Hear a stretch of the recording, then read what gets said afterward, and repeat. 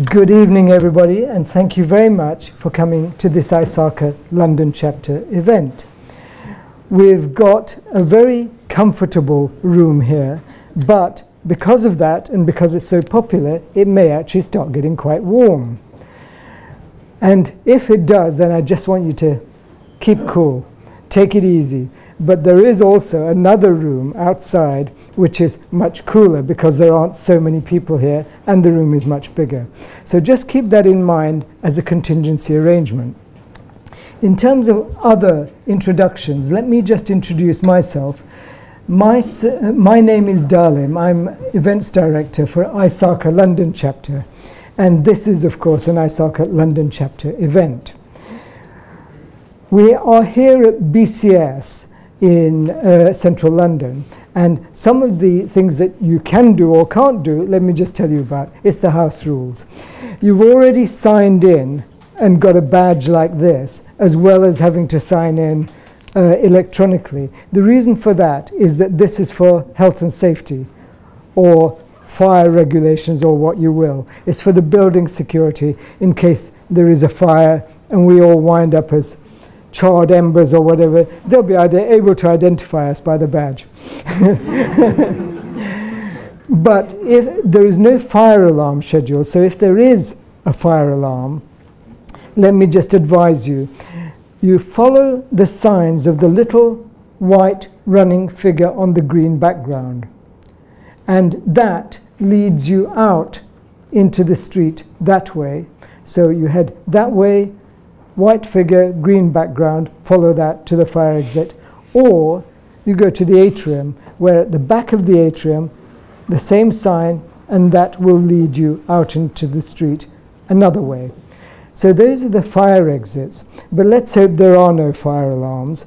If you feel an alarm of any other kind, a personal alarm, and you feel you need to get out, no problem at all. Just try and do so without disturbing too many other people in your row and getting into the line of the video cameras.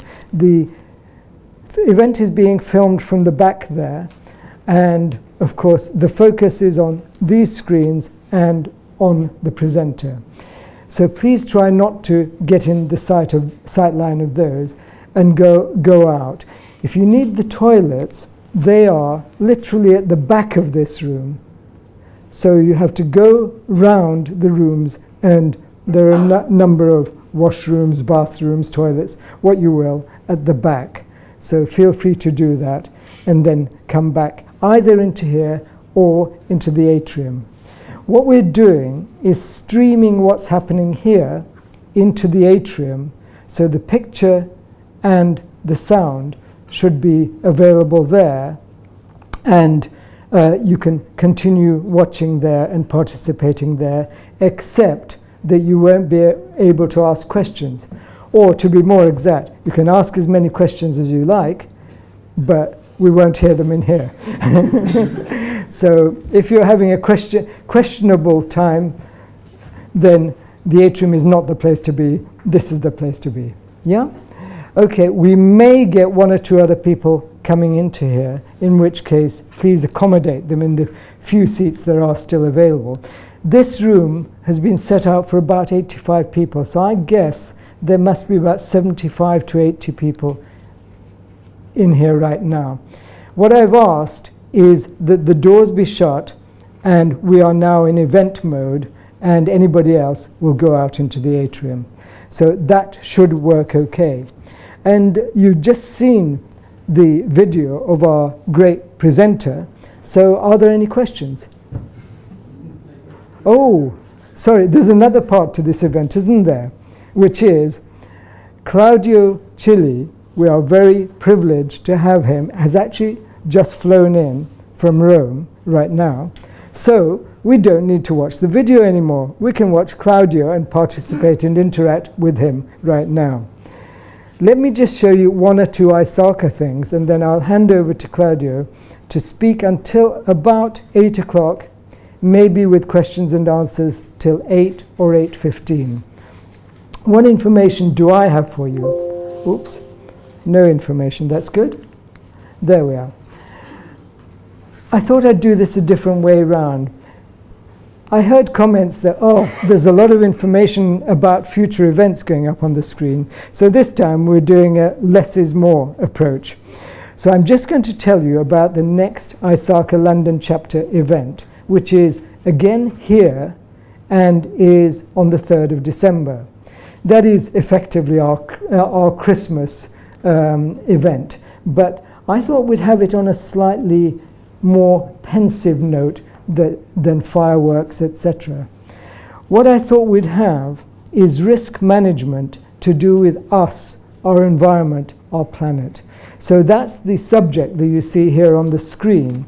There are two topics. One of them is about climate change. And as you can imagine, IT is playing a big role in terms of monitoring, certainly. Stopping, well, there's a challenge. The oncoming climate change problems we're going to have. Certainly IT can help to track and monitor and so on, as you know. So that's the first topic, and we've got a great presenter who is in a very, very eminent leading position in IBM to come and talk to us about that. And the other, well, if I say 39 people dead in a truck, and this is 2019, does that sound right to you? It doesn't sound right to me. And of course, I think I know your views as well. So the second speaker is somebody who's from an organization, very unusual organization. It's called Stop the Traffic. And it too is monitoring and eventually will try to control and stop aspects of this trade, or whatever you would like to call it. So that is about human trafficking and how we're monitoring it using IT. Of course, we're not stopping it yet, but we do need to try and start some of that. The video you've just watched is a previous one by Claudio, which was called Deep Dark Web, and was an event that Claudio did at BCS actually almost a year ago now.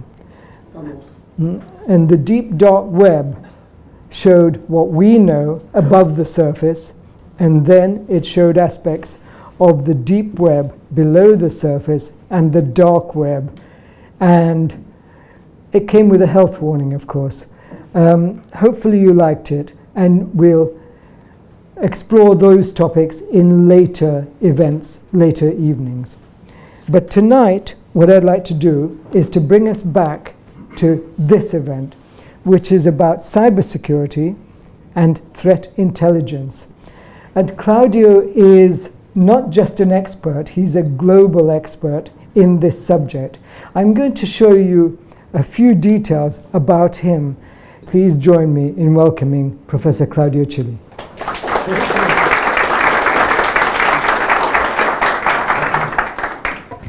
Thanks, Udemy. Because I'm so eminent, I have two microphones. Okay, you prefer the left or the right side? Instead, I have only half badge. The other half of me is waiting outside. Out of paper. This presentation is supposed to be the continuation of the deep and dark web. We saw last year, or a few months ago, what the deep and dark webs are, problems arising, how dangerous is. Now we'll try to explain how to fight criminals, not only into the dark web, general criminals.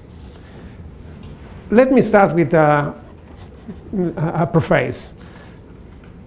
You know, our brain is very limited. It's compared to a small PC, only 14-bit, with a small amount of RAM. This means it's easy to have the brain being saturated of information. Why I'm telling that? Because when the brain is saturated, we start not thinking, but use previous information, prejudice. Now, today, we are talking about intelligence, threat intelligence, intelligence capabilities, but what exactly is a threat intelligence? What exactly is a capability? I mean, people are used to talk without knowing. It reminds me the Sound of Silence or Simon Garfunkel. It's time, the objective, the aim of this presentation is to explain what exactly is a threat intelligence is and how to make use of it for information security, to make our life a little bit easier or better if we can. That's the agenda. What's a threat intelligence? Why we are talking about threat intelligence? Why threat intelligence could help into the cybersecurity field? What benefit cybersecurity professional can get from the threat intelligence, from just knowing what threat intelligence is. What exactly is a threat intelligence? What threat intelligence does? The equivalent is a situation awareness. And then the weapons threat intelligence makes use. The tools. Mainly OSINT, but not only. Everything is public. We just need to read in them. And why we need to be prepared. Why threat intelligence? Once again, start with the prejudice. If I ask you what a risk assessment is, you'll answer. Everybody knows what a risk assessment is. But what exactly is a risk assessment? What is it? How the risk assessment, everybody's talking about risk assessment, everybody's doing a risk assessment, everybody's doing a vulnerability assessment, every company are doing a vulnerability pen tests. But what exactly they are, well, how they could help? They are for no use. Because when you do a vulnerability scan or a risk assessment, you answer, when I ask you that, you answer me, is a product of probability and vulnerability or damage a threat can make. Is that correct? But how do you calculate the probability? You can't. You are using your prejudice again, because we are digging a wall against an unknown enemy. That's the protection we are supposed to do during after a risk assessment. But we don't know the enemy. We don't know who is him. We don't know who are they. So we assume there is a sort of ghost full of weapons attacking us. But they are real, because this enemy does not exist. How could we calculate the probability of an event, of a threat event, since we have never seen the event? You may say, another company suffered the same problem, so since that company is continually suffering the same problem, that means that company is really stupid, we can assume the same probability. But if a company suffers a threat, an accident, the minimum I can suppose, I can figure, is that company is protecting themselves against the same threat. Otherwise, they are likely to go out of business in a couple of days. Am I right? So how can you calculate the probability? Simply, you can't.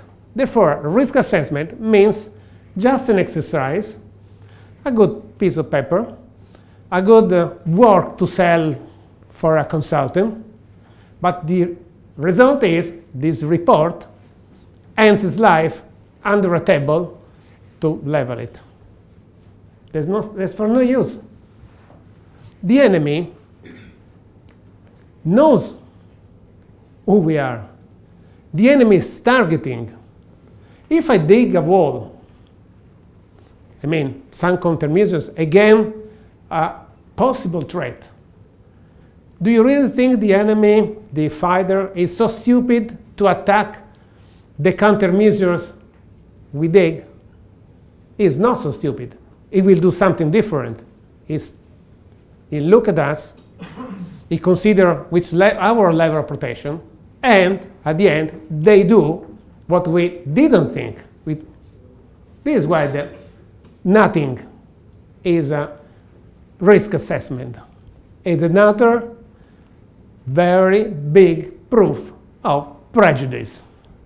Because we assume many things as natural, but they are not. Intelligence is do not assume anything as rock solid. Question everything. That's intelligence. Let's go more. Let's go further. This is the risk assessment framework according to NIST. NIST, the National Institute of Standard Technologies, and the NIST framework, again, everybody knows, everybody talking about this, and only few people are trying to implement the NIST framework because it's just a framework, a bunch of ideas, not a complete methodology. Identify, protect, defend, recover, protect, response, and recover, the 5 steps. What do they mean? It's a battle cycle. But our objective is not to engage in a battlefield. We need to protect it. We need to prevent the threat before it happens. So the NIST did a good job amplifying the concept of risk assessment, including the first part. If you have a look at this, unfortunately, this is not working. Next time I'll bring mine, which works on a flat TV. This is just for no use. However, this is the framework, the typical framework coming from the NIST. But NIST did a good job at the beginning, looking at the characteristics of the enemy. That's the focal point. The risk assessment starts before the risk is considered. It starts looking at the possible enemies, their motivations, their capabilities, why they are targeting us, which is the event who can trigger the attack. This is the part the typical vulnerability assessment doesn't cover. So, capability, intent, targeting is the threat intelligence. There's a very nice, important book written by Bruce Schneider. Maybe you know Bruce Schneider is. He's the father of the modern cryptography, and the bestseller he wrote. And I hope someone was so brave to read up to the end. I wasn't. I use that for reference. It's impossible to read this book at all. However, he wrote another book, Know Your Enemy. Knowing enemy comes before cryptography. Cryptography is a way to defend. Knowing the enemy is the trick. Intelligence, threat intelligence helps. That's it, the sense of the NIST framework. It's the very first one. It's a time to consider it. What is the first part of the vulnerability assessment? Its name is a situational awareness. That means knowing exactly who we are, not the enemy. What's surrounding us? Who are the geopolitical, and who is the geopolitical environment? Why we are doing a business in a specific country instead to another? That's the situational awareness. It's a critical part of the vulnerability assessment, a real vulnerability assessment. We do not talk about a probability or threat or damage or whatsoever, because they are just figures. We don't know what a probability is. So we don't take care. We don't care about it. Understanding the environment, meaning location, people, strikes, movement, political movements, location, territory, everything. And the real threats, not the assumptions, the real threats. How to know what are the real threats? That's intelligence. Because people are talking, major companies, consulting companies, provided a couple of definitions. Those are details. It's a Forrester's definition. Then there's another one. Gartner's definition. Gartner is everywhere. It's good because they, they sell what has already been discovered before. It's good. However, since now we are talking about threat intelligence and threat intelligence, they decide they provide the definition of threat intelligence. That's it. The sense is correct. What is an intelligence? What's the intelligence service are? Intelligence is to provide reliable and timely information to government or to management to take the right decision. This is the scope, the objective, the aim of an intelligence. The same here. Threat intelligence means provide right, good, and timely information to the board in order to have them setting the proper security perimeter. That's the role of intelligence. That means many things in addition to what we already knew. Context, motivations, capabilities, mechanism, indicator, tactics. Everything is threat intelligence, not only technical. The technical part is the end, is very small. We need to start thinking how, in the same way, how the intelligence, the real intelligence does. Intelligent agents. We must start thinking how secret agents for information security. There's the situation awareness. What we need to do is to shift from the 2 days approach, which is detections, to a new concept, which is prevention. Again, another example of prejudice. Sorry, but we are all in the same situation. Therefore, the brain are the same. All brains are similar. And we all in the world, unfortunately, we use a small part of the brain and not always. That's a life. That's a human need. SOC. What's a SOC? Security Operations Center. How many times a company invites me to show their magnificent security operations center with a bunch of glossy and wide screens showing the network, red signal, yellow, green, flashing, sounds, blah, blah, blah. It's very good. It's a proficient use of money. But what exactly a SOC does? Recognize the event once it happens.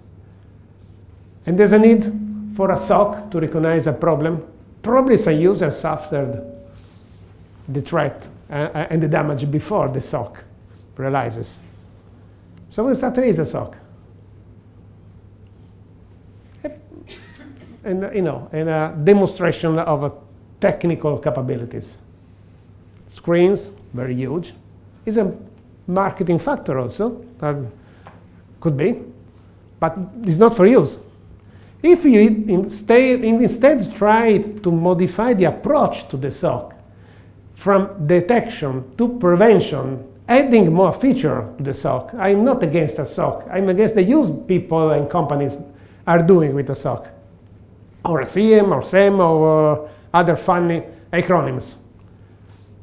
We need to change the approach from detection, because we don't need detection. My aim is not to recognize I'm under attack. My aim is to avoid the attack from starting. But I don't want to technicality to recover from a DOS attack. I don't want to be subject under a DOS attack. And how I can do that? Go into the enemy's house and impede the enemy from starting the attack. It's not so difficult, because talking in terms of war, we need to shift from the balanced war to asymmetric war. From symmetric, where both parts have the same information, from asymmetric, where one part has the information before the other. What we need, this is why the role of intelligence. Move to the cybersecurity field. It's not difficult. It's only a matter of mental approach. Because we have everything. That's all. This is the lot of tools, things, systems, methodologies. We have everything. We don't need to buy anything more. We don't need to buy anything in addition to what you have. What I recommend is to change the use of the tools you already have. CM, protocol analysis, data correlation, email, mitigation, everything. Everything is under our eyes. That's it. Threat intelligence is make use of CM, Security Incident Event Management. A CM has a lot of tools, firewall, IDS, IPS, repository database, antivirus, data loss preventions, endpoint security. Everything is already included in the company's guidelines, procedures, and tools. But we are using those only to detect the problem, to detect the attack. The attack is nothing. So we assume we could be under an attack, and we are preparing to recover from the damage. This is not a good approach. The approach is to avoid attacks from starting, not to find the best way to recover. This is a way to surrender to the enemy. But I'm a fighter. I do not surrender.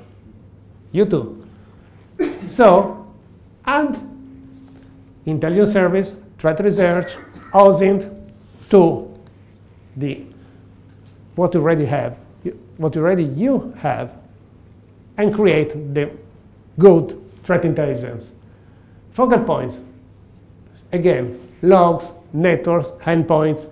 We already have tools to analyze. Add threat intelligence, mix them, correlate them, and the problem is set. I have examples now how to do that. That's the concept. I hope it should be enough clear now. It's very easy. Give up prejudice.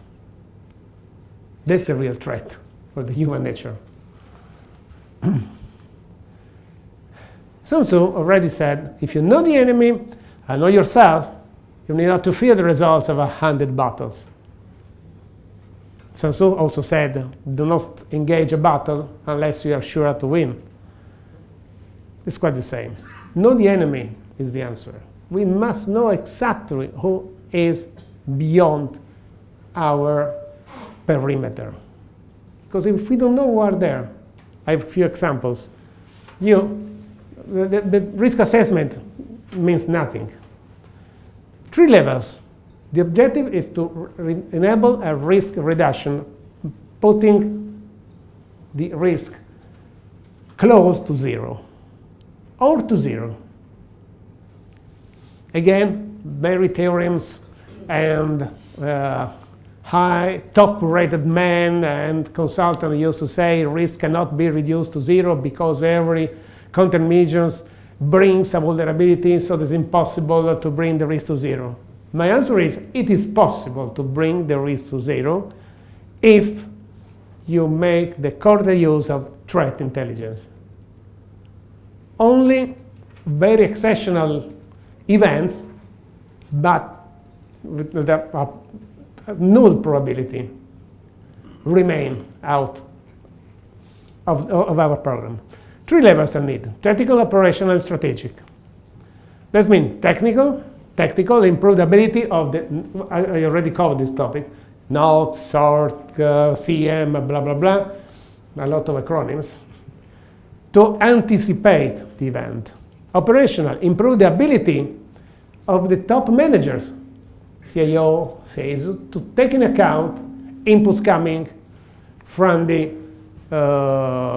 sensors we have already set. Next, strategic.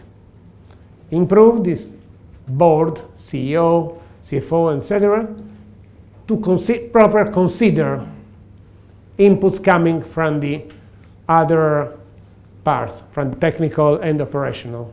Meaning, if the CEO of the company is looking for establishing a new plant in another country, in another location or somewhere else, or to change the market share or to start a new product or whatever, before do that, take into account inputs coming from the tactical and operational people, departments. That's intelligence. How to initiate a practice? Now let's go to some example. Understanding our adversaries and risks, level of commitment, management, hiring skilled people, means skilled not only in technical, not only in the products, but in intelligence and investigations. Make use of various sources of information. We have everything. What we need to do. My primary source of information is Facebook. That's the problem. This microphone. My primary source of information is Facebook. You can do threat intelligence only on Facebook. If you 90% are there. If you want to complete, going to the dark web or in YouTube and other social channels, Facebook is sufficient, believe me. This is a practical way. When I do threat intelligence, I do not make use of any special tool. There is no need. There are tools available on the market, but I don't need. I only use Excel, a spreadsheet, to map the adversaries, input from intelligence, Facebook mainly, the description of why I consider those groups, those people a danger for me, example, and the applicability. That's a map. This is the risk assessment, but this is a real risk assessment, no probability. Probability is nothing, because we need zero probability. So those are possible attackers. I don't care the probability for them to start. Since the probability I consider is different from zero, they are a potential enemy. That's all I need. There's no need to make to grade them, to classify in terms of dangerousness. And then what I do with one, I classify the most dangerous enemy and the less dangerous. I do not consider less dangerous if they are an enemy as well. So probability again is nothing. Once you do that, the second spreadsheet is to understand, thanks to the investigation I did against those enemies, the tools, the weapons they have. Because they have cyber weapons. Because of their location, their skill, the age, the motivation, and every group or hacker has a specialized set of tools, easily to recognize. And they are using the same, because they are proficient in DOS, they are proficient in identity theft, they are proficient in viruses or malware. They create malware using special tools that they know because they're living in a country where some tools are commonly and widely available, or because of, for example, universities where the technical environment is the same, they know. So it's possible to have a clear picture of the weapons, the real weapons every group has, it can use. Then the consequence, a discretion, and the impact. 3 sheets. And we are finished with the threat intelligence. What they do with these are? These are information for the CIO, for the CISO, for the CEO, in order to have those people raising the situational awareness, the early warning. Because now they know who are outside the company and how to catch every single small signal. The trick is to open eyes, open ear, and catch every small red flag. Every small sign could be a premise, the starting for an attack. This is the map, is the continuation of the spreadsheet, where for all, sorry, but I don't have the tool. This is the laser. The group, what they do, special things they are doing, the consequence, and what we can do. The risk scenario and realistic risk scenarios. Those are not assumptions. Those are realistic risk scenarios, and we set the proper countermeasures for those. No probability, no threat. Using the same tools we have. We need only to reorganize. How to increase the operational level analysis? Change the IT infrastructure and net defense posture, understanding adversary, and doing the correct use of technicality of systems we have. Drive training, range environment, for example, cyber frag, cyber range. Have people being skilled. I need people, not people who know the Cisco PIX firewall. I need people able to respond and to prevent the attack. I don't need a high-level technician able to reprogram a firewall. I can program every firewall without being an expert in such tools, because there's a manual, there are people to help me. But what I do is to set the rule, they implement. So I don't need a technician for reprogram a Cisco PIX or other tools. Instead, companies are hiring technical people for the day-by-day routine tasks, losing the whole picture. This is the situation, the awareness, the situational awareness. Strategic level. Improved capability of cyber guerrilla forces means the weapons are evolving. So intelligence means continuously watching to our enemies, possible enemies. Geo-cyber risk analysis, I spent a couple of words on there. Business evolution, supply chain vendors, technology evolution. All are dynamic, so we need to take into account the evolution of the picture. The vulnerability analysis shouldn't be static. It's a dynamic process. Geo-cyber, the core. If you do not understand the movement in the area, in the country, in the region, you are missing 90% of the enemies of the threat. Geopolitics is one, or maybe the most, piece of knowledge a cybersecurity professional must have.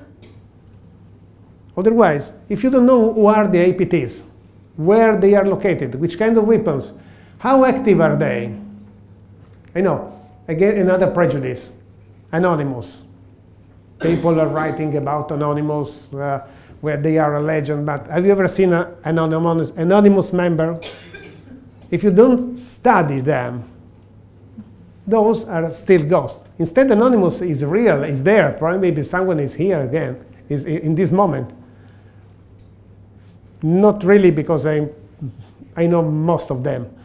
But if you don't know what the motivation, the dynamics in their group, or how they chose the next target, how they synchronize, when they start the attack, if you do not make a geopolitical discovering, you can prevent the next move of Anonymous. On November the 5th, in the world, Anonymous is used to start a massive attack against some companies. This year, they did a little. In fact, almost nothing happened. I, and other people like me, informed companies not to be in panic for the November the 5th, because nothing or very small will happen. Because since I know the dynamics in the dark web, in the Anonet, I was able to understand they are not considering an attack on November the 5th, because now the group is evolving differently and they are seeking their way at the moment. They are quite losing the direction. So thanks to the intelligence, I was able to inform company not to be in panic for the November the 5th. Last year, things were different. Everything was clear just in Facebook. That's the goal. There's a benchmark for the a threat intelligence program. If you want, you can also create some benchmark and to have a clear how good we are moving towards the threat intelligence program. Those are just examples. And this is another example to to grade and to measure the level of situation awareness and your position towards the target.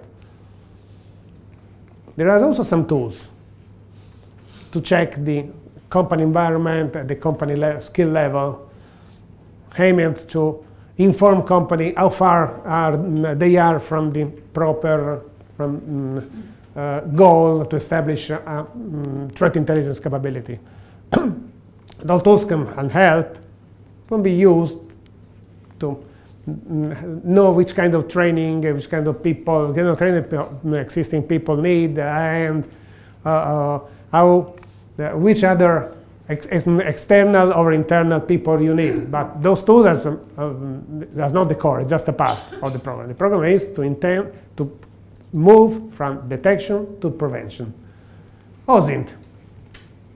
OSINT is the main source of information. OSINT is open source intelligence. Everything is under our eyes. But we don't have we are not trained to read beyond, in between the lines, to read beyond the information. But everything is under our eyes. Intelligence is the art of collecting and correlating for piece of information. A single piece of information could be nothing for us. Probably it's nothing. But two different pieces of information correlating makes an information, a real intelligence information. Intelligence is read. For example, probably I already talked about this in the past. You remember the ISIS?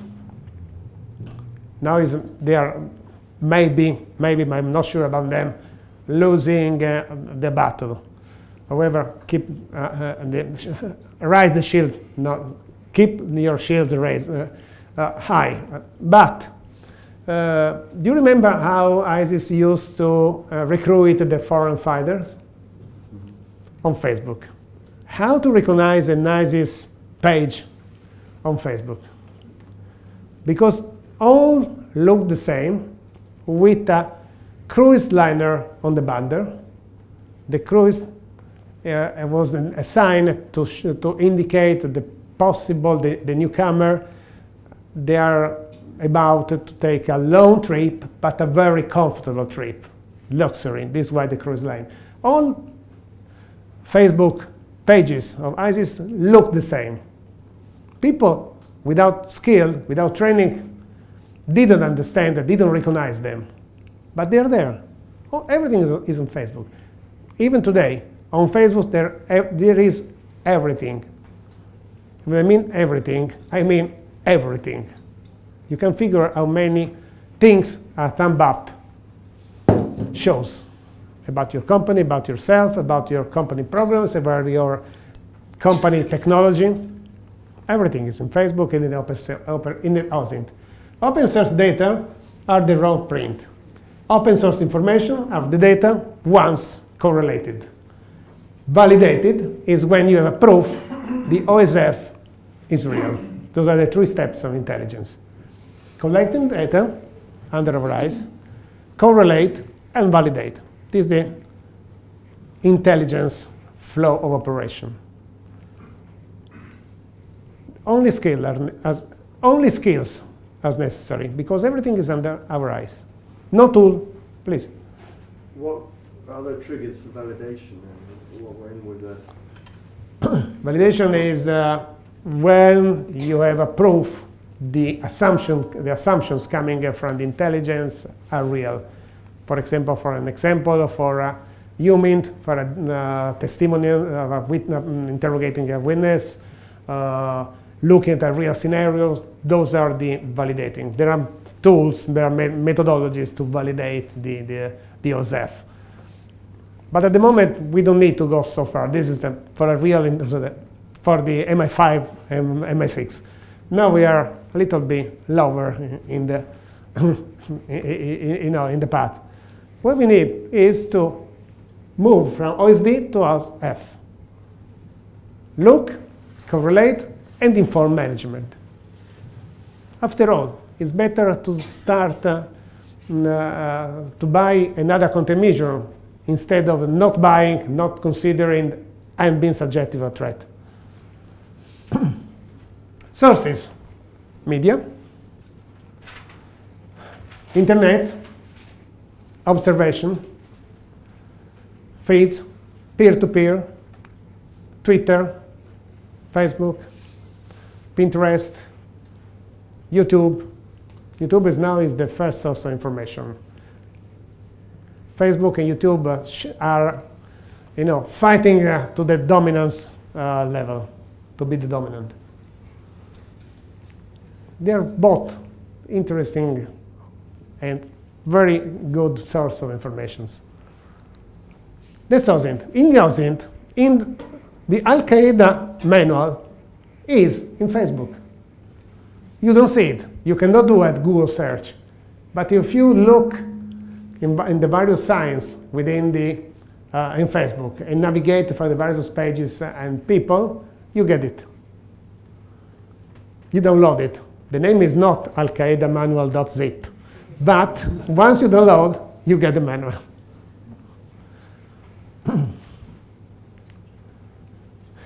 This is the official, the temple, the official temple of OSINT. UMINT, SIGINT, HIMINT, MESINT. UMINT is a human intelligence, talking directly and listening. SIGINT is signals intelligence, intersection to wires, technical sniffing. MESINT, the measurement and signature intelligence coming from radio frequencies or Wi-Fi, etc. Very technicality. And HIMINT in the imagery intelligence, looking in, within, or around a picture. Always, when they say I mean imagery, I mean metadata, of course. The metadata provide much more information than the picture itself.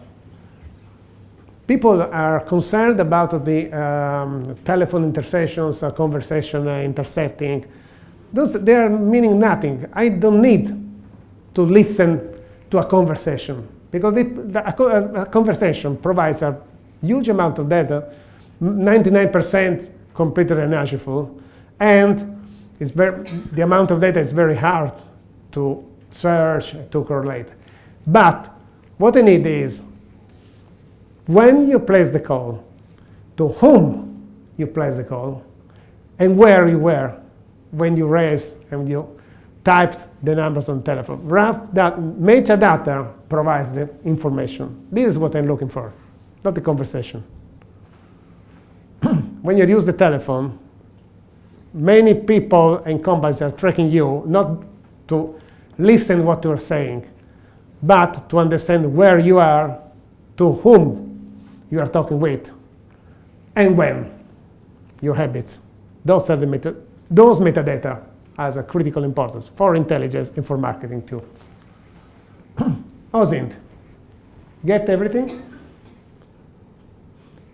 collect this intelligence, collect, processing, and analysis. OSD, OSF, validated OSF. The result is information for management. What's the value? Incredible. Everything is there. Using, as an example, both information coming from Facebook and today there's a proliferation sites for job searches. You know how many sites are offering positions? They're not, the objective of the sites is to get information about the companies.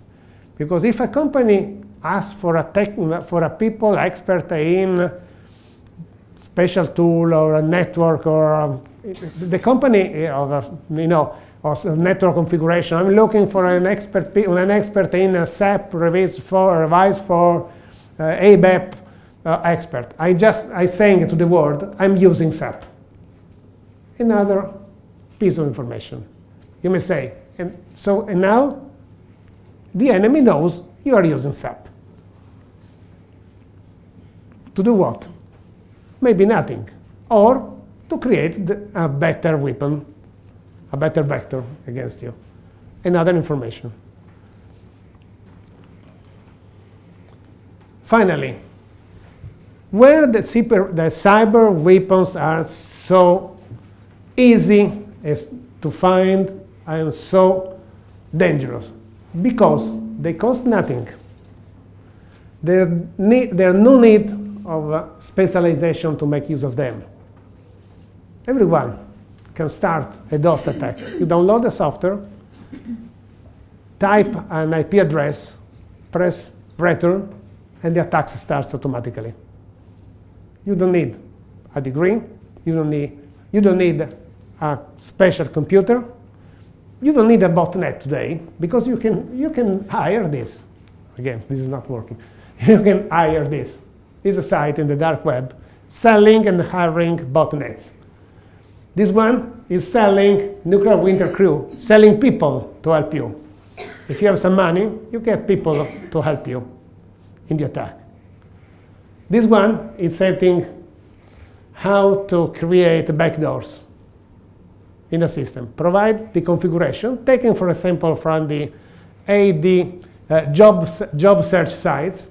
I have a framework, I have a frame, a clear picture of your network. Provide to those people half Bitcoin or a quarter of Bitcoin. It's sufficient to hire people and to get the verdict, the tool. This is selling. This is the tariff. Dark web is again subnet. They are selling the proxies and elements for a botnet. They are cheap too. Some are also free to encourage people in using. There's a trial period. I like many services and softwares. This is in the dark web. But they are easy to find.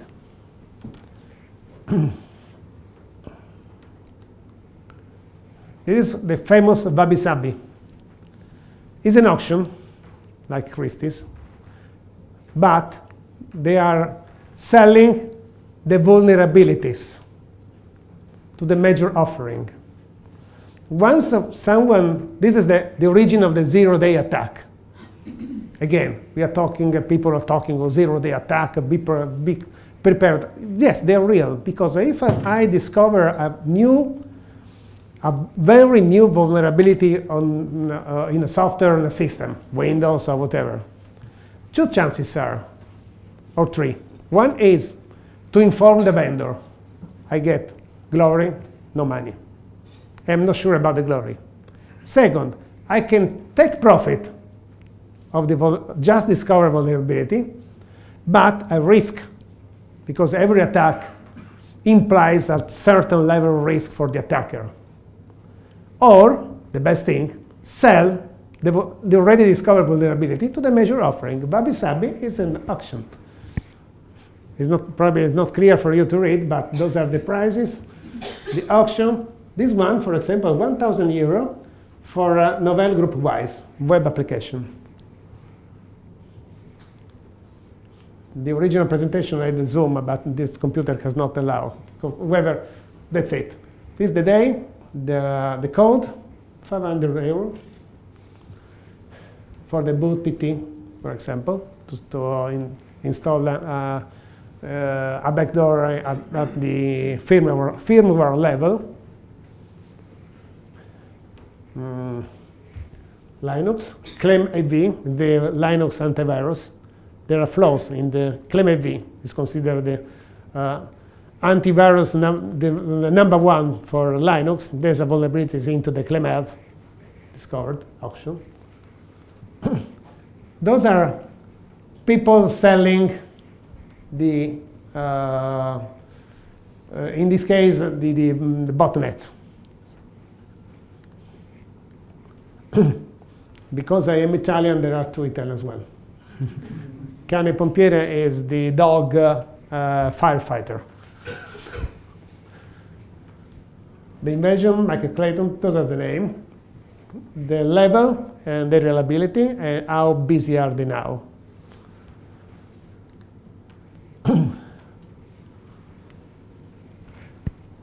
Driving factors beyond the objective of this part of the presentation is to make you aware we are not fighting against a lone wolf. Time for lone wolves has ended 20 years ago. Now they are groups, well-organized cyber group. And to fight those groups, we need to set an army, an armed force, not just a couple of tools. Conclusion. These are the paradigms. Today, all attacks are organized, and there's a CNC, Command and Control Center. Another example, CryptoLocker. You know what CryptoLocker? CryptoLocker is. I hope you didn't pay for the ransom. I hope. But because no one paid, or very small people did, very small company did. So why a ransomware? Because the objective of a CryptoLocker is not to raise money. The objective is to create harmful end users' hard disks. That's it, not more. In fact, if you are a victim of a ransomware like CryptoLocker, you have your hard disk encrypted. And in a very strange way, because your hard disk is encrypted, I can't figure out how to display the picture asking for a ransom. In any case, you have to pay in Bitcoin. You can't use your PC because their disk is encrypted.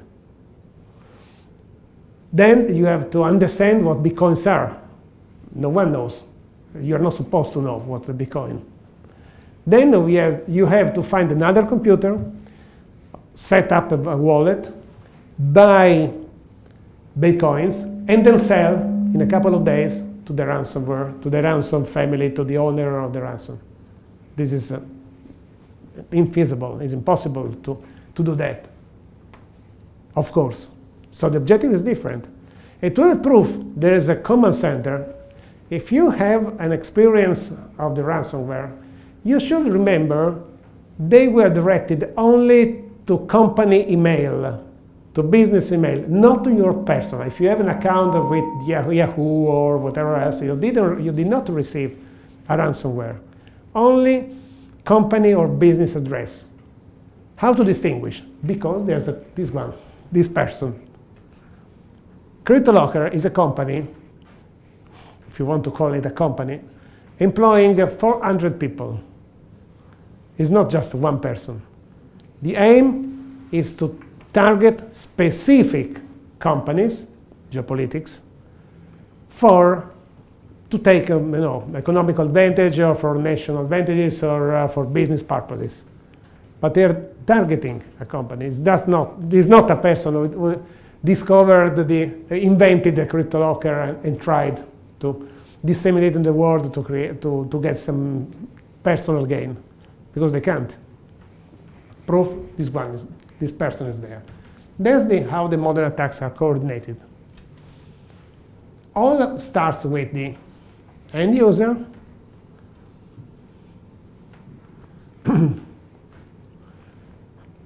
bait in some way, or inducted to press the wrong button, the wrong key, exploit, download the backdoor, allowing the CNC to take control of the computer or the company or the sentiments.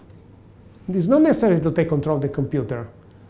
It's sufficient to take control of the images you are showing, the pages you are viewing, the number of tweets you are receiving. Establish the back channel, explore and steal, and complete the attack. All attacks today are coordinated like this. Where threat intelligence can help? In all the the attack flow. This is a typical attack flow. Recognizement.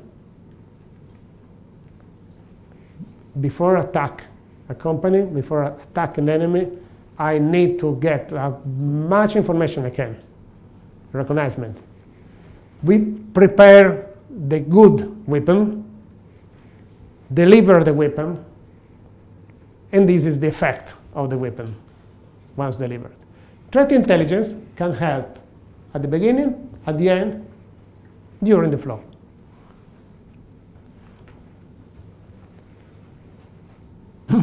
These are instead logs, network, and point. This is the domain, the SOC domain. Unfortunately, the SOC domain starts when the weapon has already arrived. So very little things we can do now. We must be lucky, limited the effect of the attack to one user. But we must be lucky, because this is the domain of the SOC CM. Those are the domain of the threat intelligence, helping network, the SOC working better, and recognizement, the enemy. The enemy is trying to recognize who we are. We are recognizing who they are. Who arrives first wins. This is the today approach. Falling behind means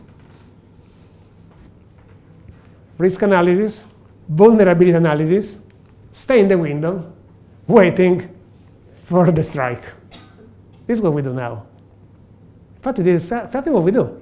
We dig what we suppose should be enough to protect against an unknown enemy, and wait until the real enemy comes to check if our system works. Unfortunately, our system does not work. Web intelligence is a part of it. I mean, threat intelligence is the whole picture. Web intelligence is a threat intelligence in the web, because all information is there. The same I've done before.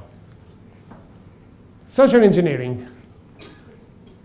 We are at the end of our presentation. Just few my objective today is to help in destroying the prejudice. If you go into the bookstore, you read many technical books talking about data mining, big data. They are sold as a good things, but are they really good things? No, because the problem today, the concern today is not to collect data, because data is everywhere. It's to retrieve data. The data retrieval is important because in a bunch of our disks, very inexpensive disks, I can put all traffic, internet traffic in flows for 1 day or for 1 week. It's not difficult because an hard disk, 4, 6, 8 terabytes, contains a cost almost nothing. It contains a huge amount of data. So it's not difficult to intercept everything in the world. It's difficult to retrieve data. So companies and enemies are selling big data and data mining as good things, but because they need our help to develop data mining algorithms. This way. I live perfectly without big data. I don't need data mining for my day-by-day job. I don't need data mining to earn some money and to be able to eat every day. I think you too. So why talk and talk and talk about data mining? Because they need, not us. And this is the number of competence a security professional needs. Technical, but also cyber expertise, OSINT, and real intelligence, plus technical. A security professional must be proficient in intelligence, geopolitical, and it's extremely important. And this is the approach. Open source, 90%, 85%. Deep information, dark web, the remaining 15. Don't be concerned in dark web. Dark web is to validate what I discovered in the OSINT. Cyber intelligence. Who needs? All. Government, but also companies, private and public, big and small. Everybody needs threat intelligence today, because this must be the threat intelligence is part of the security perimeter. What's the results of a threat intelligence? Reports, boards, service, training. But these reports are early warning, not reports of what already happened.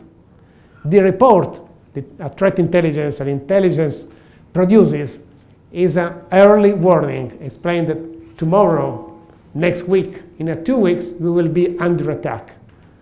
And if I want, I can predict exactly when the attack comes. Believe me, it's possible. Everything is again, in the OSINT. Okay, I have just a few minutes. This is the today's situation. I already shown. I moved quite fast now. In early 80s and 90s, we had the lone wolves. They are shifted to the today APT. APTs are criminal groups, often sponsored by states or tolerated by states, supported in some way. We are talking about cybercrime, economical crime, individual, fraud, theft, extortion, attack. That's the panorama. This is the framework. This is the situation today. APT is a definition. I don't want you to waste your time in reading to this. The definition is a weapon of choice, meaning groups developing their own tools. And those are the main actors today. You remember those? When Angela Merkel complained against her telephone-based intercept, it was because an hacker group, an APT group, was able to intercept a protected telephone like I assume a prime minister has. To do that, you need a special group. This is the modus operandi, similar to the one we already seen. Specific. That means very advanced tricks. In the Medio Oriental, I showed in another presentation, but it's time to recall briefly. This is my experience I had at the beginning of this year, from January to April. I've been in the Middle East as a responsible for airports and airlines into establishing the threat intelligence capability. So I studied the major APT groups work in the area. Why we need to why we need to be concerned about them? Because they are always and they are still working here in the UK. Opclever is a group targeting oil companies, many oil companies, including the UK. Opclever does different names and attacks the energy systems, SCADA systems. Major operation, they have also a logo, they have a brand. They're using the tiny Zetabot malware, and this is the weapon, this is the vector, this is their signature. When I find a malware organized in the Mimikatz, PiezoSex, and Eclora, is them. This is the signature. Safair, working in Asia and in Africa. The major operation was the Eurorig. They were able to create a tool able to distinguish between the oil platform and the terrestrial platforms. Only software running into the platforms were attacked by Opclever. This is Cadel. Cadel attacks, again, working in the UK. Theft of information, political metrics, or geopolitical. Shamoon, DOS. This is the red dots. From identity theft to DOS attacks. Rocket Kitten, another one, working in the area, limited. And finally, the APT28, also named Fancy Beer. Why is it so famous? They have a logo. Beyond them, there's the logo, Anonymous and a bear. Fancy Beer is a cyber espionage group, probably former agent of the Russian ZRU. By the way, they are sponsored by the Russian. We have proof of them. Those are the names and the main operation they did. And what they did? They stole information, targets are media, dissidents, and etc. But this comes from their site. If you look, you find it. Those major operations, they are beyond the major crime operation in the past. From the famous attacks in Georgia, 2007, in Estonia, 2009, other important attacks they did, the Opalschirm, Germany is the Bundestag, the Angela Merkel intercession, through part into the US election 2 years ago. They did that DOS attack against the sites where most voters, thanks to due to the exit polls, were in favor of Clinton.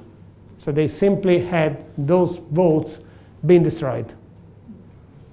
They didn't change the votes, but they disrupted the electrical systems governing the locations where Hillary Clinton was supposed to be ahead. How they do? How they carried their attacks?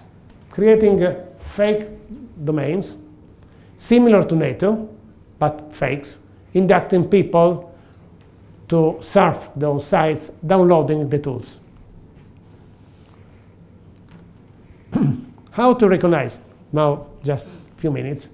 The attribution. The attribution of APT28 is easy because 70% of the words into the tools are in Russian language, and the locality is for Russian language too. So it's almost is unlikely a person compiling using the Russian keyboards in compiling a software unless it's not a Russian native language, mother tongue. Second, the time of the compiling was compatible with UTC +3, +4, the area in the St. Petersburg and Moscow. Third, this is where, time of the day, and this is the area. So we know the location. Continuing the investigation, we were able to identify exactly where they are, and the location they are just south of Moscow is where the headquarters is located. Look here to the open source and the malware analysis. For example, when you compile in the linked libraries, the path of your PC is still interlinked rather than the final in the final object in the code. Therefore, looking at the path, we had additional information about the operating systems, the organization of matching with the tools and the programs taught in the local university. We saw a lot of matching contributing to the attribution. Those are the tools, the malware and the codes also. Core shell, level toast, chopstick, this is the signature again. And finally, as I do in our presentation, my recommendation for you, this is the result of a proper threat intelligence. Educate your user in surfing the site like this, and you can be sure you will not suffer any threat from anybody. Okay, this is a pearl of wisdom for you. And since I see your eyes are still open, you are not in the situation like this, and I want to thank you for attending this presentation.